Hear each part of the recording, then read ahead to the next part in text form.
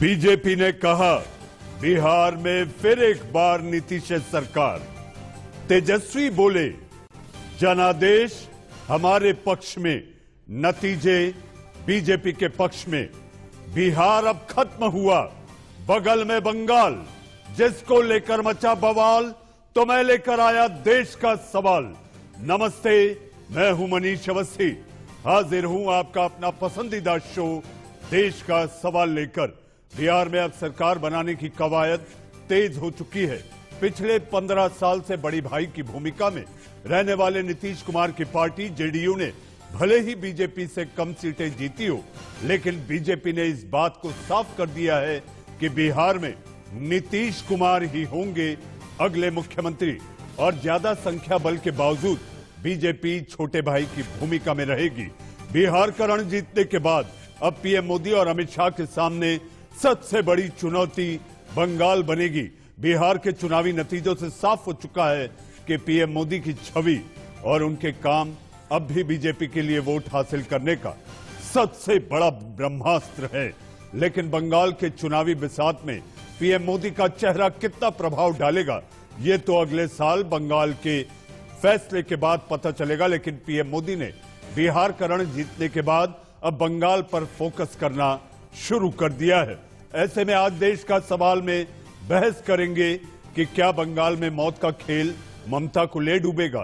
क्या बिहार जीतते ही नरेंद्र मोदी ने पश्चिम बंगाल का एजेंडा सेट कर दिया है। क्या बंगाल पर बीजेपी की आक्रामक तैयारी शुरू हो गई है। क्या बिहार में एक बार सत्ता में आने के बाद अब बंगाल की बारी है। बिहार में कल शाम जीत का जश्न बीजेपी हेडक्वार्टर में मनाया गया, जिसमें पीएम मोदी के संबोधन से एक बड़ा संदेश निकलकर सामने आया, और वो ये कि बीजेपी का अगला टारगेट पश्चिम बंगाल जीतना है। पीएम मोदी के मन की बात आप इन 3 तस्वीरों के जरिए समझ सकते हैं। बिहार जीता, दिल्ली में जश्न, बंगाल पर निशाना। आपके टीवी स्क्रीन पर बीजेपी दफ्तर के जश्न के वो 3 लम्हे, 3 तस्वीरें। बिहार जीता, दिल्ली में जश्न, बंगाल पर निशाना। बीजेपी हेडक्वार्टर से बिहार के जीत के जश्न के दौरान बंगाल की सीएम ममता बनर्जी पर निशाना साधा और कहा कि बंगाल में जो मौत का खेल खेला जा रहा है, उसका जवाब जनता आने वाले चुनाव में देकर ही मानेगी। चुनाव आते हैं, जाते हैं, जय पराजय होता रहता है। कभी ये बैठेगा, कभी वो बैठेगा, लेकिन ये मौत का खेल लोकतंत्र में कभी नहीं चल सकता। और मौत का खेल खेल करके कोई मत नहीं पा सकता है। ये जरा दीवार पर लिखे हुए शब्द पढ़ लेना।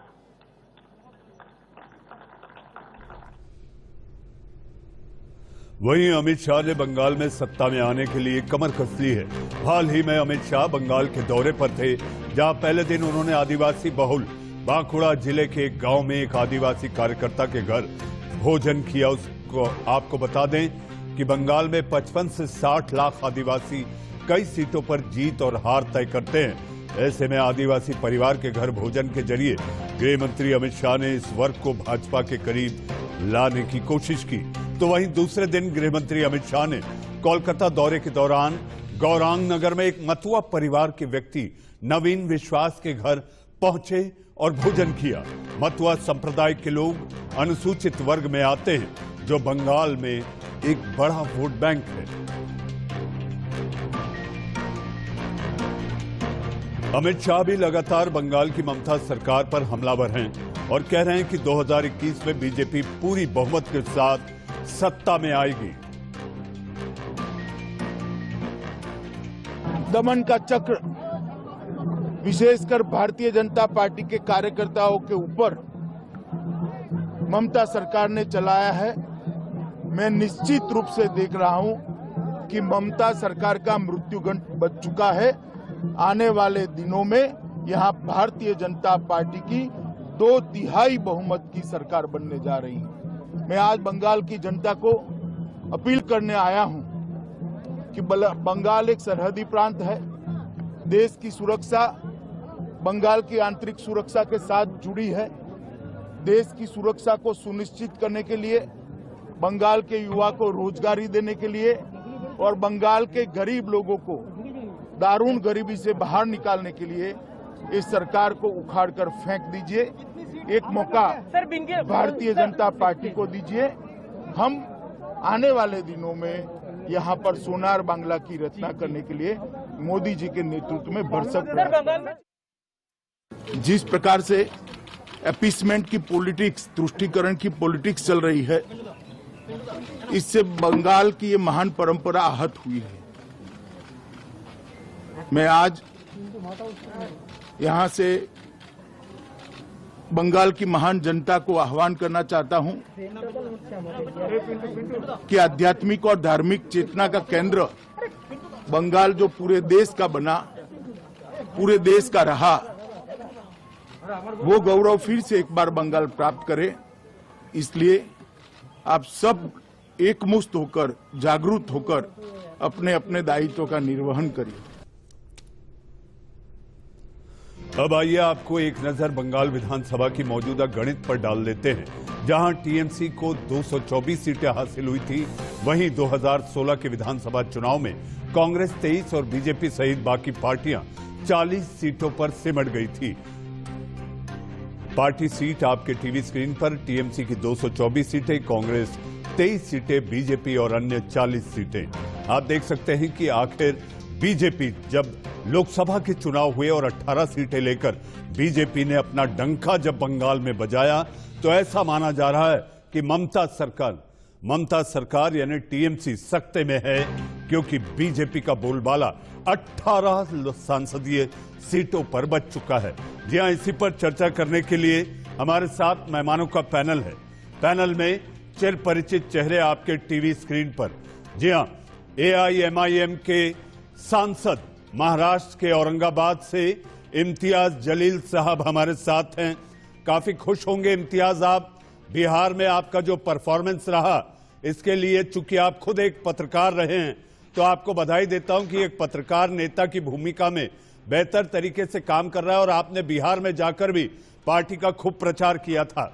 हमारे साथ आपके टीवी स्क्रीन पर बीजेपी के प्रवक्ता सुदेश वर्मा।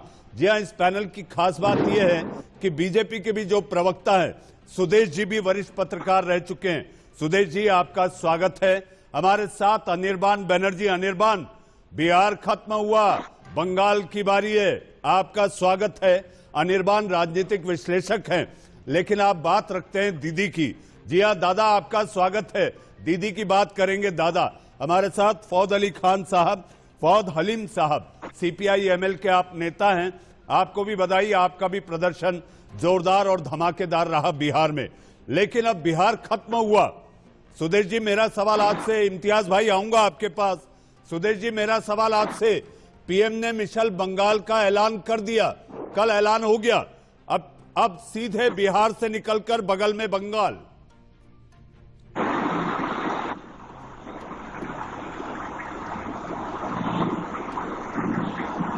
सुदेश वर्मा जी, सुदेश जी तक आवाज नहीं जा रही है। इम्तियाज भाई, मेरा सवाल आपसे आपके पार्टी के अध्यक्ष जनाब असदुद्दीन साहब ने कहा है कि अब तो बिहार में हुआ, मैं बंगाल भी जाऊंगा और यूपी भी जाऊंगा। आप पर लेकिन आरोप बहुत लगते हैं इम्तियाज भाई, आज खुल के बात करिएगा। आरोप ये कि आप तो बीजेपी की बी टीम है। देखिए मनीष भाई, ये कम से कम मैं न जाने पिछले 6 साल से जब से मैं राजनीति के अंदर आया, तो मेरे हिसाब से 2000 मर्तबा तो मैंने इसका जवाब दे चुका होगा। लेकिन इसके बावजूद भी हकीकत यह है कि जब भी कांग्रेस पार्टी या सो कॉल्ड सेक्युलर पार्टीज जीतती है तो उनके नेताओं की वजह से जीतती है। और विशेषकर कांग्रेस की अगर हम बात करते हैं, तो अगर वो जरा सा भी कहीं पर भी जीतते हैं तो कहते हैं कि हमारे राहुल गांधी की वजह से हम जीते हैं, और हारते हैं तो उसका ठिकरा सीधा है तो असदुद्दीन अवैसी के ऊपर फोड़ा जाता है।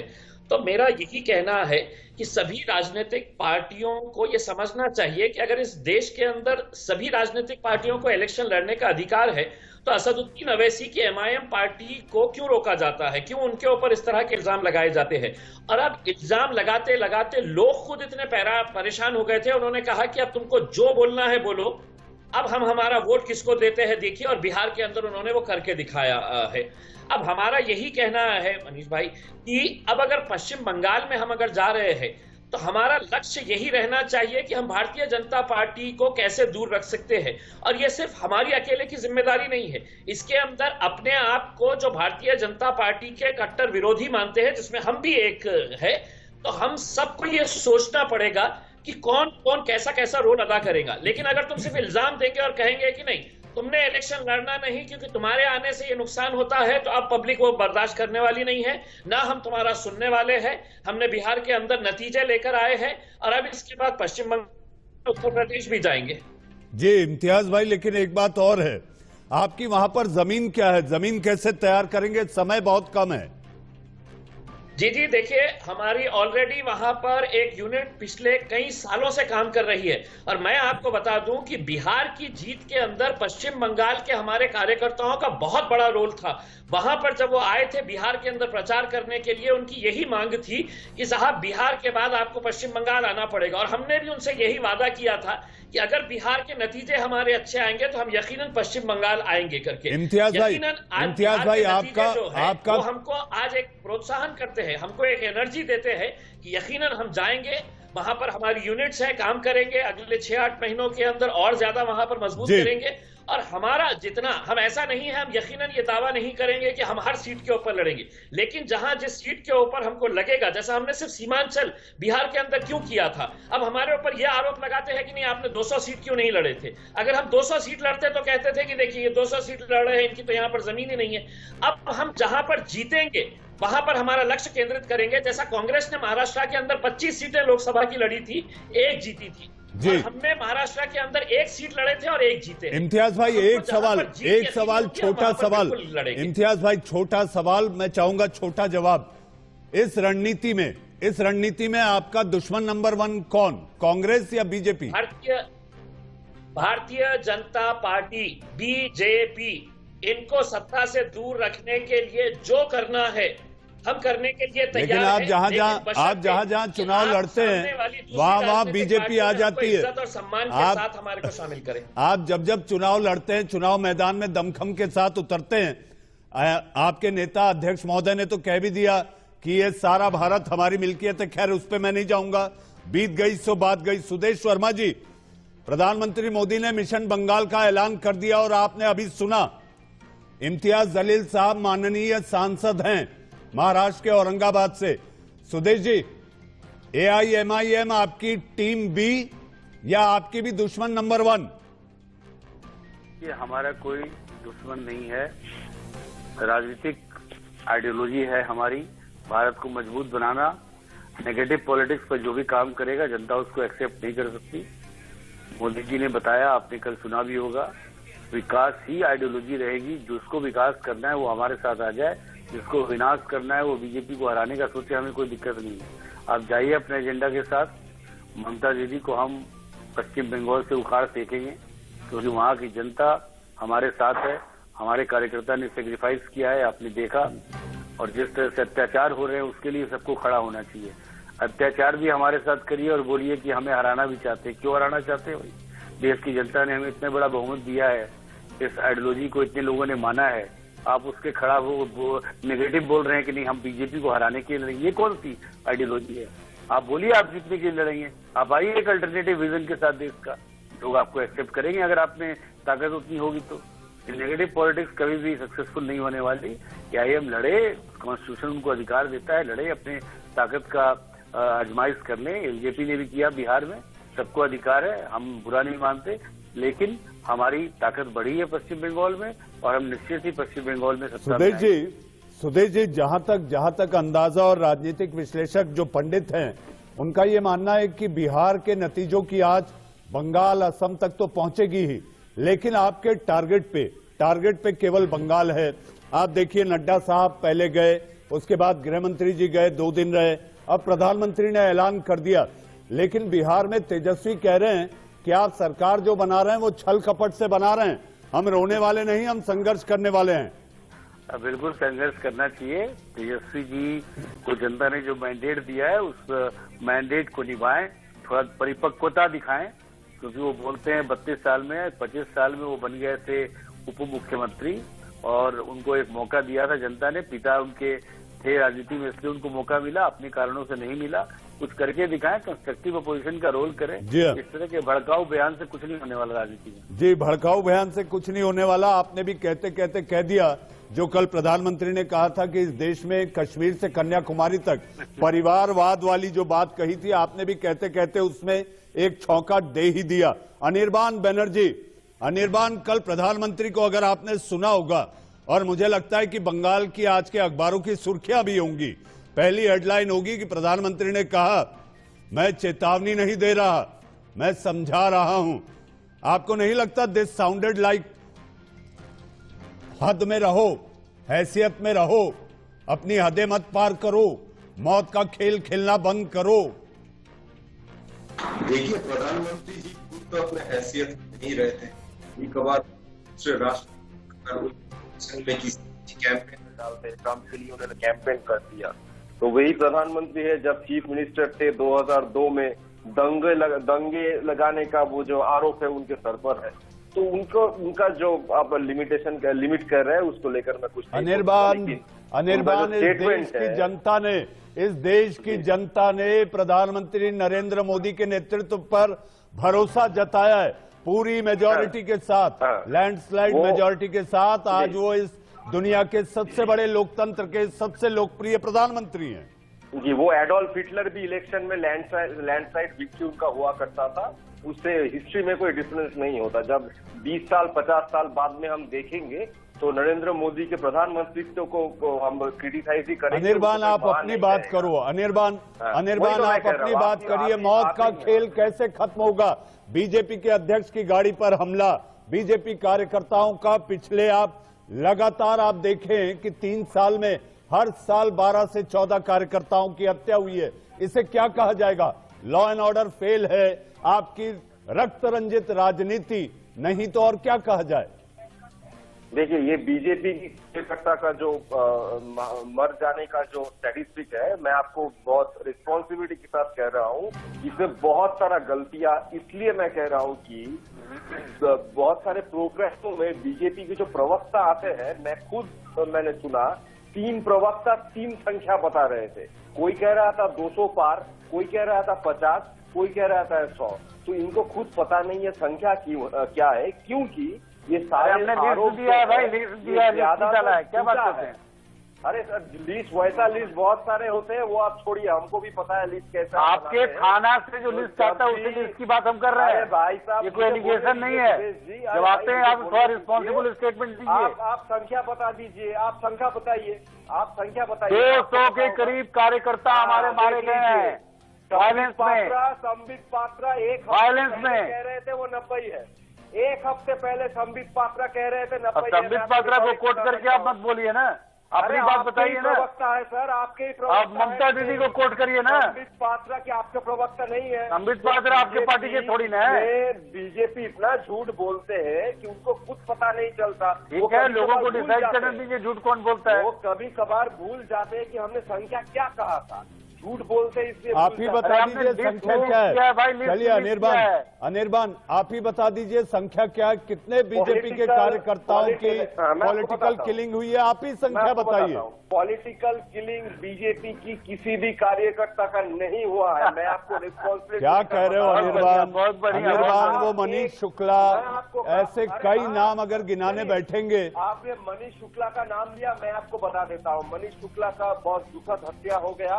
उसका इन्वेस्टिगेशन सीआईडी शुरू किया। 24 घंटे के अंदर जो आरोपी है वो गिरफ्तार हो चुके हैं। जो असैसिन थे, जो शूटर थे, वो बिहार से गिरफ्तार हुआ है। बीजेपी का राज्य है, तो इसके पीछे अगर कोई कॉन्स्पिरेसी है तो बीजेपी के अपने घर में जो लड़ाई चल रहा है, मुकुल रॉय वर्सेस दिलीप घोष, अर्जुन सिंह वर्सेस कोई और, उसकी तरफ ही ये उंगली उठाना चाहिए। क्योंकि जो मनीष शुक्ला के मर्डर में अरेस्ट हो चुके हैं, उनसे कहीं ना कहीं अर्जुन सिंह का या बिहार राज्य का कोई लिंक पाया गया है। ये तो अनर्गल आरोप लगा रहे हैं ये लोग। ये कह रहे हैं ये गलत है। सुदेश जी, इस तरह से ही होता है। आप कहते हैं वहां पर जो हो रहा है वो टीएमसी करवा रही है। अनिर्बान सीधे तौर पर कह रहे हैं कि वहां पर जो पॉलिटिकल किलिंग हो रही है वो बीजेपी करवा रही है। तो आखिर सच्चाई क्या है? देखिए, आप एक बात बताइए, वहाँ सत्ता में कौन है? बीजेपी है क्या? बीजेपी क्या? वहाँ पर एक बहुत बड़ी फोर्स थी, अब फोर्स बनी है ना बीजेपी इतनी बड़ी, क्योंकि लेफ्ट भी इनके साथ आ गए। आपने देखा है ये सब महागठबंधन, कोई गठबंधन वहाँ भी होगा, वहाँ पर भी महाजोट भी होगा पश्चिम बंगाल में, इसमें लेफ्ट कांग्रेस और ममता दीदी सब साथ होंगी। ये बीजेपी वर्सेस लेफ्ट है वहाँ भी, तो आप जानते ही हैं। सुदेश जी, लेफ्ट को लेकर आप बात कर रहे हैं, लेफ्ट को लेकर बात कर रहे हैं, तो आप पर तो एक और आरोप लगता है। आइए, मैं फवाद हलीम साहब हैं, आप पर आरोप लगता है कि आप लेफ्ट के कार्यकर्ताओं से अपनी रैलियों में पत्थर फेंकवाते हैं। ये किस तरह की बात हो गई बताइए? आपको पता है जो इन्होंने बिहार में किया है, उसके साथ ही मार्क्स और माओइज्म खत्म। सीपीएम, सीपीआई, फवाद साहब से लेते हैं, माननीय सांसद जो हमारे साथ हैं वो भी खिलखिला के हंस रहे हैं। माननीय सांसद इम्तियाज अली साहब खिलखिला के हंस रहे हैं कि आखिर ये कैसी राजनीति।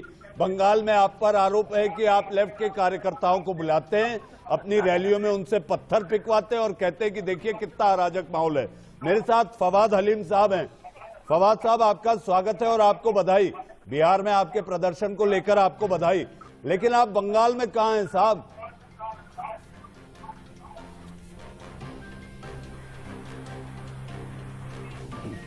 ये जो वामपंथी कंसोलिडेशन, वामपंथी इकाई बिहार में एक जो नजीर तैयार की है, ये अहम बात है, क्योंकि ये जो 29 सीटों में हमने लड़ी थी, ये 29 सीटों में आवाम का वोट देने का जो रुझान है वो जाति, धर्म वगैरह ये सब चीज जो नजर फेरने वाले जो मुद्दे थे, वहां से घूम करके जो बुनियादी मुद्दे थे, स्वास्थ्य की, पढ़ाई की, रोजगारी की, इस पर केंद्रित थे और लोगों ने भरपूर समर्थन दिया है वाम विधायकों को। हमारा 16 सीट में विजय प्राप्त है, 4 सीट में हम सिर्फ 1000 से कम वोट से हारे हैं। तो लेकिन आप तालाब का पानी नहीं बदल सके जो है असेंबली में। फवाद साहब, आप तालाब का पानी नहीं बदल सके। जी, हम वही कह रहे हैं कि कहीं से तो शुरुआत होती है, तो बिहार में वामपंथी राजनीति का एक शुरुआत हुई है और अहम समर्थन मिली है आवाम की तरफ। नहीं तो बंगाल में क्या होगा फवाद साहब? सब ये कह रहे हैं कि लेफ्ट के लोग टूटकर टीएमसी में चले गए। टीएमसी वालों से पूछो तो वो कहते हैं बीजेपी में चले गए। हालांकि इस पैनल में कांग्रेस के प्रवक्ता नहीं आ पाए हैं। कांग्रेस ये कहती है कि हम तो लेफ्ट के साथ मिलकर बंगाल में जाएंगे। तो आप बता दीजिए कि आप लेफ्ट, कीप लेफ्ट कहां पर हैं आप? पहले फिलहाल तो ये बात तो स्पष्ट है कि 18 एमपी जो भारतीय जनता पार्टी की है बंगाल में, उनमें से 14 टीएमसी से गए हैं। तो इसके चर्चा आपको बेसी दूर करने की बात नहीं है। माने पश्चिम बंगाल में 4% वोट भारतीय जनता पार्टी की थी 2011 में। उनका जो कैंडिडेट बने हैं एक के बाद एक, अभी आपने नाम लिया अर्जुन सिंह का, किसी ने नाम लिया अर्जुन सिंह का नाम लिया, किसी ने नाम लिया मुकुल राय का, ये लोग सब टीएमसी के नेता थे, टीएमसी के एमपी थे। ये लोग भारतीय जनता पार्टी में शामिल हुए और भारतीय जनता पार्टी ने अपना दरवाजा खोल करके इन्हें बुलाया है। इनके नाम में अभी तो कतार लग जाएगी फवाद साहब, अभी तो कतार लग जाएगी। जो बीजेपी का प्रदर्शन रहा है बिहार में, उसके बाद तो ऐसा लगता है कि टीएमसी की कतार लग जाएगी कि मुझे भी ले लो, मुझे भी ले लो, चलो चल आजा मेरी गाड़ी में बैठ जा। इसी मौके के फायदे के लिए बैठी हुई है भारतीय जनता पार्टी। कह रही है कि तो आपको किसने रोका है? आपको किसने रोका है फवाद साहब? के लिए राजी है और तमाम लोगों जिनके नाम पे सीबीआई फाइल खुली हुई है, जिनके नाम पर सीबीआई आती है बंगाल में और भारतीय जनता पार्टी की मेंबरशिप फॉर्म देकर जाती है उन लोगों को। तो इस तरीके से भारतीय जनता पार्टी अपनी संगठन यहाँ पर बना रही है। और इसमें फवाद साहब, आपने सबका विश्लेषण किया, आपने ये नहीं बताया कि आखिर लेफ्ट क्या करेगा, लेफ्ट कहां जाएगा, किस करवट बैठेगा। कांग्रेस कहती है हमें ऐसा लगता है कि हमारे नतीजों को देखते हुए बिहार के लेफ्ट जो है वो कांग्रेस के साथ जाएगा। मैं आऊंगा फवाद साहब आपके पास। इम्तियाज साहब, आपकी जमीन में ऐसे कौन से मुद्दे होंगे जिनको लेकर आप लोगों के पास जाएंगे? आप सीए कह सकते हैं, एनआरसी कह सकते हैं, आप ये भी कह सकते हैं कि बंगाल में मुसलमानों की हालत खराब है। देखिए मनीष भाई, ये बिल्कुल सही बात है कि हमने बिहार के अंदर सिर्फ सीमांचल इलाका क्यों चुना था। हम जब 2015 के अंदर गए थे तो महज वहां पर 6 सीटें हमने लड़ी। उस वक्त इतना बहु बनाया गया था कि देखिए ये आ गए हैं वोट काटने के लिए। उन 6 सीटों के ऊपर हमको कामयाबी नहीं मिली 2015 के अंदर। हम दोबारा 2020 में जब गए तो ऐसा नहीं है कि 15 के बाद डायरेक्ट हम 20 में गए। हमने 5 साल वहां पर लगातार लोगों से संपर्क बनाए लगे। वहां पर बाढ़ की समस्या इतनी गंभीर समस्या है बिहार के लोगों के लिए और खासकर सीमांचल के लोगों के लिए कि वहां पर जब बाढ़ आती है तो पूरे घर है तो बर्बाद हो जाते हैं, लोगों का संपर्क टूट जाता है। सरकारें वहां पर चाहे किसी की भी हो, ये वहां पर सीमांचल के लोगों को ऐसा समझती थी कि ये वोट हमारी जागीर है और वही काम किया जा रहा था कि हमको वोट दो नहीं तो बीजेपी आ जाएगी। हमने कहा कि क्या कांग्रेस, क्या बीजेपी और क्या दूसरी राजनीतिक पार्टियां सभी एक ही थाली के चट्टे बट्टे हैं। अगर तुमको लड़ना है तो अपनी ताकत, अपनी राजनीतिक ताकत खुद तैयार करना पड़ेगा करके। तो हम वहां पर इन मुद्दों को लेकर गए थे कि वहां पर स्कूल की इमारतें हैं लेकिन वहां पर टीचर्स का अपॉइंटमेंट नहीं है, वहां पर बिल्डिंगें हैं हॉस्पिटल्स की लेकिन डॉक्टर्स नहीं है। और यही हाल पश्चिम बंगाल के कई ऐसे बिहार की तस्वीर तो कि साफ जहां हो पर गई। वही सूरत हाल है जो हमने इम्तियाज साहब, इम्तियाज साहब, बिहार की तस्वीर साफ हो गई। मैं तो पूछ रहा हूं कि बगल के बंगाल में क्या करेंगे आप? वही हालात जो सीमांचल के हमने देखे हैं, पश्चिम बंगाल के अंदर भी वैसे ही सूरत हाल आपको कई इलाकों के अंदर, कई कॉन्स्टिट्यूएंसीज के अंदर देखने को मिलेगी। बस वहां पर भी यही हालत की गई है कि देखिए हमारे को दीजिएगा। कभी लेफ्ट ने मांगा, कभी टीएमसी ने मांगा, लेकिन मुसलमानों की और वहां के जो लोग हैं उनकी हालत बद से बदतर होती गई। लेकिन उनका इस्तेमाल जो है एक रबर स्टैंप की तरफ किया जा रहा है कि हम 5 साल के बाद आएंगे और जिसको कहेंगे तुमको वोट देना पड़ेगा करके। लेकिन अब हम चाह रहे हैं कि हर शहर के अंदर अपनी जब तक एक राजनीतिक ताकत नहीं तैयार होंगी, हमारे मसले हल नहीं होंगे। इसलिए उन मसलों आपके को मसले हल नहीं होंगे इम्तियाज साहब, लेकिन वहां की पॉलिटिकल किलिंग की भी आपको जानकारी होगी। आप माननीय सांसद हैं, पार्टी के बड़े नेता हैं, उसके साथ साथ आप खुद पत्रकार रहे हैं, तो आपका अपना अनुसंधान और रिसर्च रहता है। आपको यह भी पता होगा कि वहां पर हालात क्या हैं। बीजेपी के कार्यकर्ता निशाने पर हैं। हालांकि ये बात दीगर है कि टीएमसी कहती है कि वहां पर किलिंग हुई तो कोई भी किलिंग हो, बीजेपी पहुंच जाती है कि ये हमारा कार्यकर्ता है। देखिए मनीष भाई, बहुत सही बात आपने ये बताई है कि वैसे देखिए ये जो आप बातें बता रहे हैं तो मैं तो सिर्फ एक शब्द के अंदर, एक लाइन के अंदर बता दूंगा कि ये सब जो भारतीय जनता पार्टी कर रही है, मोदी है तो मुमकिन है। मतलब ये सब चीजें, हथकंडे जो जो अपनाना है वो करेंगे। लेकिन दूसरी बात मैं आपको बताना चाहता हूं कि एक उदाहरण के तौर के ऊपर राहुल गांधी की सभा के अंदर कांग्रेस के उम्मीदवार ने कहा कि मैं असदुद्दीन अवैसी के हाथ पैर तोड़ के उनको हैदराबाद वापस भेज डालूंगा। उसका परिणाम क्या हुआ कि लोगों ने कहा कि ये चुनाव लड़ने के लिए आए हैं और यहां पर तो हाथ पैर तोड़ने की बात। तो नतीजा यह हुआ कि हमारे उम्मीदवार को उसी दिन जीत पक्की हो गई जब उसने इस तरह के भाषण, उसने इम्तियाज भाई, भाषा की और बोली की बात आप करेंगे। इम्तियाज भाई, भाषा की और बोली की बात करेंगे तो आपके ही दक्कन का इलाका, जी हाँ, हैदराबाद से जहां से आपकी पार्टी आती है, आपके अध्यक्ष के छोटे भाई जनाब अकबरुद्दीन साहब ने क्या कहा था यह आपको भी पता है और इस देश ने भी सुना था। अब वक्त आपका फिर एक बार स्वागत है और मेरे साथ मेहमानों का पैनल बना हुआ है। पैनल में सुदेश वर्मा, इम्तियाज जलील साहब, फवाद हलीम साहब और अनिर्बान बनर्जी। अनिर्बान, मौत का खेल को लेकर सबको कश्मकश और इस तरह की एक अंदेशा है कि आने वाले समय में जब बंगाल में चुनाव है वहां पर लोकतांत्रिक तरीके से चुनाव करवाना मुश्किल और बीजेपी की बढ़ती साख, ये मैं नहीं कह रहा वरना आप कह देंगे कि मैं बीजेपी का प्रवक्ता हूं, ये मैं नहीं कह रहा, सुदेश जी भी कहेंगे, लेकिन मैं सवाल आपसे ले रहा हूं। लोकतांत्रिक तरीके की चुनौती और मुकाबला करने से आप लोग हताश हैं, इसलिए खून खराबे, तोड़फोड़ और लाठी गोली पर आ गए आप। मैं आपको एक डिस्क्रिपेंसी अभी दिखा देता हूं। आप कह रहे थे कि हर साल 12-13 बीजेपी के कार्यकर्ता की मौत होती है और सुदेश जी इसी प्रोग्राम में कहे कि 200 से ज्यादा। तो 12-13 हर साल होने से 200 से ज्यादा होने अगर होना है तो 20 साल लग जाते हैं। तो बीजेपी तो 20 साल से यहाँ है नहीं, टीएमसी भी नहीं था सत्ता में। तो इसी से जाहिर होता है कि ये जो सारे आरोप है, मौत का खेल वगैरह वगैरह, ये सब झूठे हैं। बीजेपी का काम है या राजनीति का जो मैदान है वो धुंधला देना। इनके पास डेवलपमेंट, ये मुंह से बोल तो रहे हैं, ये तो सही है, लेकिन वास्तव में इनके पास एक ही चीज है, धर्म के नाम पे, जाति के नाम पर लोगों को और दीदी क्या करती हैं? दीदी क्या करती हैं? हालांकि आपका मुकाबला इस बार इस चुनाव में एआईएमआईएम से भी होना है। इस पैनल में आप सुन रहे हैं अनिर्बान, सांसद इम्तियाज जलील भी बैठे हैं और आप सुन रहे हैं, अब आपकी राह आसान नहीं। अब आप ये मत कहिएगा कि इम्तियाज जलील साहब जी, की जी। पार्टी बीजेपी की टीम बी है नहीं, और आपके मैं- लिए वोट कटवा साबित होगी।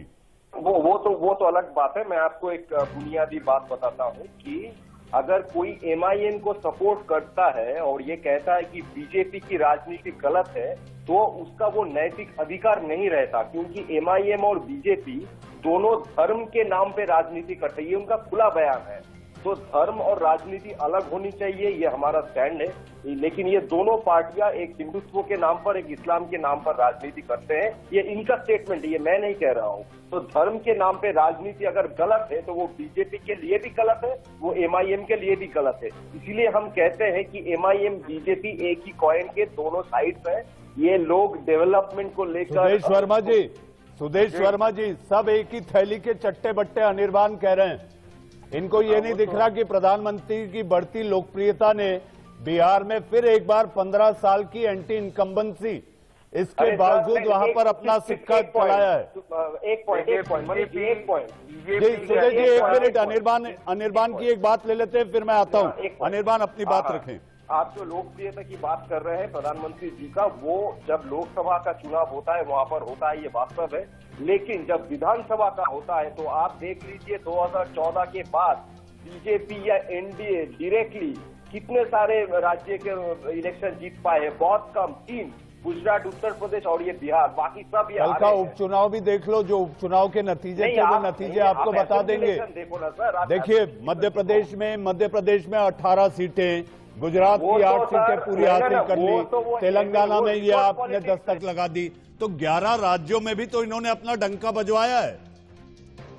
तो बाद में दखल ले लेते हैं वो तो अलग बात है। लेकिन अनिर्बाण चूंकि ये बहस का आखिरी पड़ाव है और मुझे सारे मेहमानों के पास जाना है। सुदेश जी, आपने अनिर्बाण की बात सुनी। जी हाँ, सियासी घमासान का मैदान तैयार है। देखिए मनीष जी, आपको पता है कि अगर वायलेंस नहीं होता तो पश्चिम बंगाल की जनता हमारे साथ नहीं आती। जो इतना सपोर्ट मिला है, फुआद अलीम जी ने बोला कि तृणमूल से आ गए हैं लोग इसलिए जीत गए, और अनिर्बाण जी बोल रहे हैं कि नहीं मोदी जी के कारण जीते हैं। ये लोग में आपस में ही कंट्रडिक्शन है, किस कारण से जीते हैं। जनता को पता है कि जब पश्चिम बंगाल के गांव से हिंदुओं का पलायन हो रहा है, क्योंकि आप जो मुस्लिम परस्ती राजनीति कर रहे हैं, एक आंख से नहीं देखते। आप रामधेनु को रंगधेनु बोलते हैं, क्योंकि राम का नाम है, जयराम जी की बोलता है तो आप गुस्सा हो जाते हैं भगवान श्री राम का नाम लेने से। इस तरह की फिरका परस्ती की राजनीति। सुदेश जी, आपकी आवाज चली गई। जनाब इम्तियाज साहब, आपका जो फैक्टर है वैसी फैक्टर आपको लग रहा है बंगाल में काम करता दिख रहा है, लेकिन वहां पे आपकी राह आसान नहीं होगी, क्योंकि ममता दीदी ने जिस तरह से तुष्टीकरण की राजनीति की है, तो खासे मुसलमान ममता दीदी के पाले में हैं। टीएमसी को लेकर यह माना जाता है कि सबसे बड़ी खैरख्वाह अगर मुसलमानों की कोई है तो वो लेफ्ट से पहले टीएमसी है। जी देखिए, अभी जो टीएमसी के प्रवक्ता है बनर्जी साहब, उन्होंने कहा है कि एमआईएम जो है वो मुसलमानों की राजनीति करती है। देखिए, अगर आप मुसलमानों के साथ इंसाफ करते, या वो राजनीतिक पार्टियां जो मुसलमानों को ये डर दिखाकर पिछले 70 सालों से भारतीय जनता पार्टी का डर दिखाकर कि हमको वोट दो, अगर हमको वोट नहीं देंगे तो भारतीय जनता पार्टी आ जाएगी, किस बात का डर दिखा रहे हैं? हकीकत यही है कि हम तो अभी तक आए नहीं हैं आपके पास लड़ने के लिए, हम तो पहली मर्तबा मैदान में उतर रहे हैं।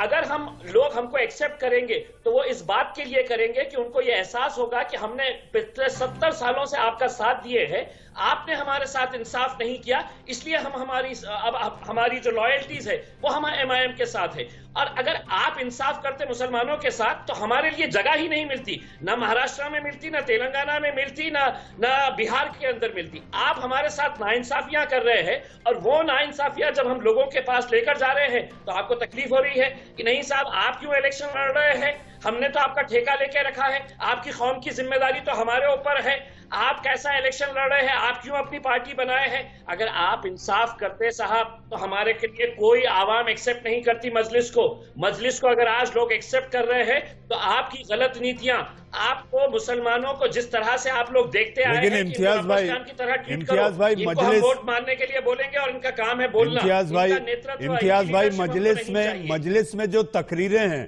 जो तकरीरें दी जाती हैं, आपके नेता द्वारा, वो तो काफी भड़काऊ होती हैं, वो तो एक तरफा ये संकेत देती हैं। भाई एक भी बताइए, असदुद्दीन अवैसी साहब के 65 सभाएं हुई है बिहार के अंदर, एक भी इलेक्शन कमीशन के अंदर कोई कंप्लेंट बताइए, या तो भारतीय जनता पार्टी ने किया है या किसी और राजनीतिक पार्टी ने किया है। अब भारतीय जनता पार्टी कैसे करेगी इम्तियाज भाई? भारतीय जनता पार्टी कैसे करेगी? ये तो जग जाहिर बात है, ऐसा विपक्ष कहता है। इम्तियाज भाई भारतीय जनता पार्टी कैसे शिकायत करेगी? ये तो जग जाहिर बात है, विपक्ष कहता है कि आप उनकी बी टीम है।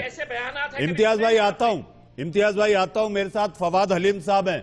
फवाद साहब, बंगाल में ममता दीदी के नेतृत्व वाली सरकार में मौत का खेल ममता को ले डूबेगा, और आप एक बार ये बता दीजिएगा अपने बयान में, या जो आप अभी कहेंगे, आपकी जो राय होगी, आपका जवाब होगा कि आखिर आप जाएंगे तो किसके साथ जाएंगे? कांग्रेस उम्मीद पाले है कि आप उनका हाथ थामेंगे। देखिए, सबसे पहले मैं ये कहना चाहता हूं कि भारतीय जनता पार्टी के सदस्यों और आरएसएस के जो मुख्य प्रचारक, उन्हें ममता बनर्जी ने हमेशा तृणमूल में जगह दी है। उनके एमएलए जो बने थे, रवि रंजन साहब जो मंत्री भी बने थे, कैबिनेट मंत्री बने थे, वो एक प्रचारक थे आरएसएस के।